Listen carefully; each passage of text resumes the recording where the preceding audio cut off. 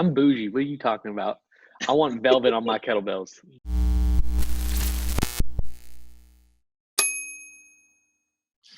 All right, guys. Good morning. Happy Thursday. Wait, Wednesday. No, it is Wednesday. Wednesday. Damn, I keep messing that up. Scared me. Every I single was day. like, Thursday. I've got another call. Oh. I gotta be out of here. I knew I slept in, but I didn't realize it was a couple days I slept for. I need to lay off the donuts, man. It's clouding my head.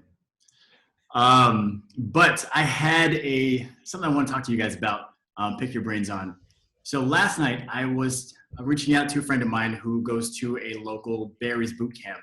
And she was previously like diehard CrossFit, left CrossFit because there's some other issues, and then found Barry's boot camp and became obsessed with that. Obviously she can't go to Barry's right now, so she's still enlisted in their online classes, and I was trying to figure out, what her experience has been so far. Because I know for us, we're just trying to piece together what these virtual experiences are.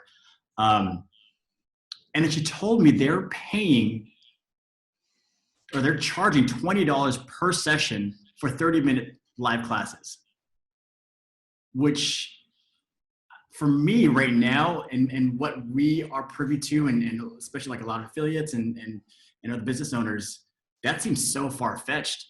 But I looked into what Barry's was doing, and took a look at their social profiles and Instagrams, and they look like they're slammed on those classes. So my question is, how do you command $20 for a 30-minute session every single time? This isn't like, you pay $150 for as many online classes, virtual classes as you want for the month. This is $20 every single 30-minute session, just like a punch card. So look at this. Where can I find a listing of the classes? You could probably go to the website, or you might have to register. James, for that $20 per class, did they actually pause or cancel everyone's memberships? Yeah. So according to my friend, they did pause all the recurring memberships. Okay, so they paused all their recurrings, and they're basically appealing to the raving fans that they have, which seems like a lot. Oh, I'm sure, right? But that's who they're grabbing in here. I wonder how many of those, and there's no way for us to know this, but how many people are doing like their first Barry's boot camp class for $20 today, yeah. Right? Like, yeah. I think that's a different question. I think I do too. I'm just curious, so that we can frame the whole enchilada, right? Like, well, either way, they're getting people to pay $20 for 30-minute sessions, whether you knew or you're not. Yeah. People are doing it. They've done really well to position themselves in order to do this without doing it on purpose, probably. All of their trainers, it seems, are treated like celebrities, like their headshots and the backdrop to their character, their personality, even just the interaction with someone in class. It's like they're placed up here in the culture. So I feel like that has strengthened their brand, obviously, and within a CrossFit affiliate setting or within yoga, you always gravitate towards that one coach that you prefer. But and same thing with like martial arts. It's like the whoever's probably the even head more of so the martial arts. dojo. Yeah, exactly. Whoever that top guy is. The sensei. Sorry, sensei, master, whichever one. Master, right? Yeah, whichever one. But those relationships are cultivated usually out of respect and through interaction or reverence almost, whereas it's not celebrity. I don't know, man. Which like Barry's has done. If you go into a Barry studio and you ask a lot of their members, there's that aspect of celebrity. I think that you would normally associate with any high level trainer that you personally respect. You still think of them as some kind of celebrity, right? But they still respect. Reasons. I think that's subjective. Is it fair to say that the level of celebrity, and I'm going to compare Barry's Bootcamp to CrossFit right now, that the level of celebrity at Barry's is on a local level, and the level of celebrity with CrossFit would be someone maybe on the seminar staff or the training staff? So it's up a maybe. notch. maybe. Because I could tell you that, Zach, I would bet you that there's a bunch of people that would pay $20 for an online class that you host. That's what I was going to say. But, Like, I maybe, but maybe not. I think I would. maybe. Oh, thanks. You're He's blushing. I think it's just more easily noted in Barry's business model. I think they do it on purpose, and For sure. now I think That's they're part of their business leveraging plan. it. Right. Yeah, meaning Yes, I agree like with you that. don't see that as part of the business plan with in a yoga or a martial arts or a CrossFit affiliate. Like you don't see that as something that is being done purposefully. It happens as a byproduct of getting people great relationships and great results, right? Agreed. Well, I think there's some parallels I think there. that's the difference. There I are think some there- parallels. Parallels in that, Yeah. you know, their skill set might not be on, you know, biomechanics and movement progressions and strength training, but their skill set is in getting people motivated and moving. It's all about how they make you Right. feel. Absolutely. Right. So Yeah. they might have a different skill set. I think, you know, you can draw the parallels of that's what they're building, and it's slightly different in the application of you know, the micro gym versus a Barry's boot camp. But it is Right. done by design, right? We even Yeah. pointed out it's- earlier yeah, and- that Like we're only going to hire best coaches, right? They're going to hire the you know what their business They're going to needs. hire the best personalities. Exactly.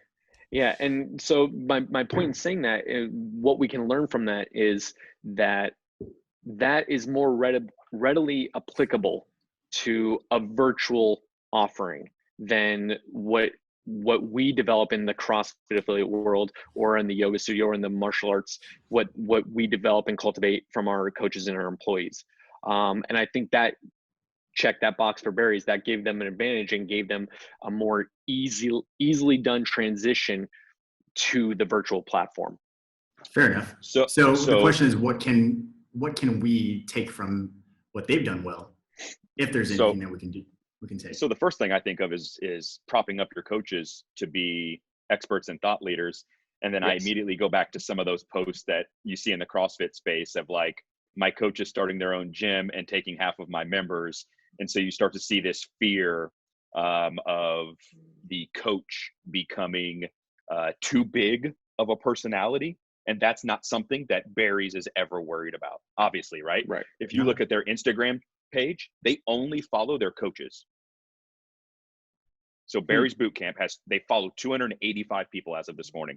It's all coaches in Barry's Boot Camp, right? Yep. So that to me is like one of those little bitty signals of they are propping up their coaches. We don't follow And that's- anyone unless you're a coach here. That is something that CrossFit affiliates, I think, should take and learn from, is that speaking to Nick's point, specifically CrossFit affiliates, is that you want to do everything that you possibly can to support your coaches being successful in your business, as opposed to being fearful and making decisions out of the fear that they could eventually leave you and diminish your business. Cultivate and support them within, and they'll never have a reason to leave. A lot of owners don't have the foresight for that. I think one of the reasons I opened up Max Effort was to be a legitimate option for someone to be a CrossFit coach as a career. Like I wanted coaches, a trainer, to be able to make 60, 70, 80 plus thousand a year in Las Vegas. That's pretty good. With top trainers, you know, earning six figures. I wanted that to be viable. And you cannot do that if your trainers don't have that renown that Nick is talking about. Yeah. Right. And support from the business itself. That's some really good points. Yep. So what can we do right now or in the near future kind of immediately implement that could kind of lead us down that path? You know, a lot of this stuff it's clear in hindsight. You should have elevated your coaches more. You should have supported them more, maybe hypothetically. But what can you do now to prop them up even more, to create more of that status and more of that connection, that deeper connection between, you know, that coach and your gym population, and showing the business's support of that coach? The first thing that comes to mind is some of the very basic stuff, which I think is just doing quarterly sit downs with each of your coaches and see what they want to get out of working for you. And now that you've got some time on your hands, So don't wait you a should quarter. probably Do it. yeah, If you haven't yet, do it do it now. now. And this is the first No. one, right? See what they want, see how you can help them get there. But learn in depth about your coaches so you have the knowledge to start propping them up, and do it today. Like, make a post about one of your coach and start doing it about one of your staff members, and start pushing them into the community as thought leaders immediately. I think what, affiliate owners could do right now, especially where, physical locations are closed. Like I know, Nick, you guys did the Healthy Kansas City Facebook group. Mhm.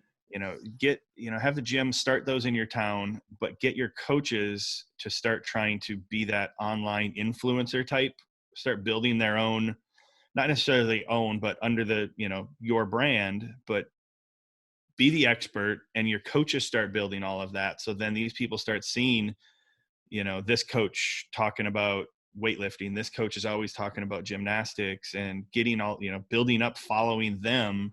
So then when facilities do open back up again, it's like, all right, where was Nick a coach at? Oh, he's at Kansas Athletic Club. I want to go there and see what an in-person class with Nick is like. Fitness in general has a lot of egos, right?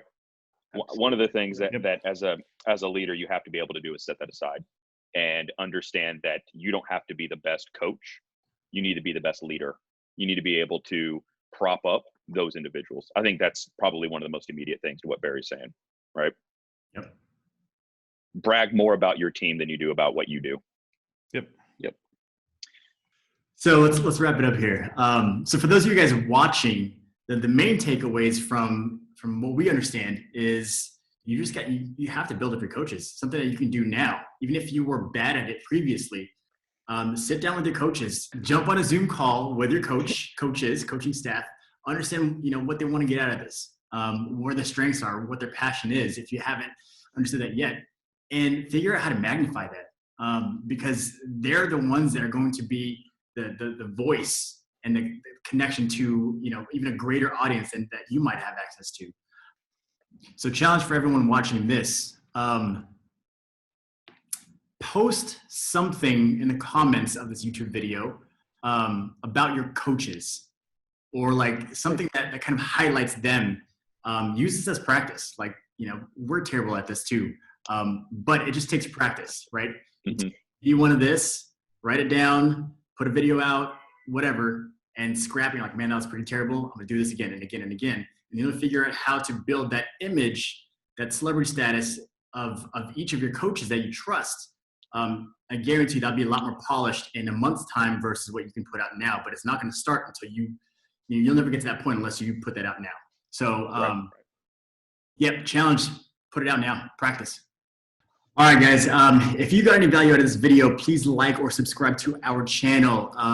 As a reminder, we also have a hotline, 833-GYM-WINS. Give us a call. We'll answer your questions live on a recorded Zoom call. But always look forward to answering your questions, guys.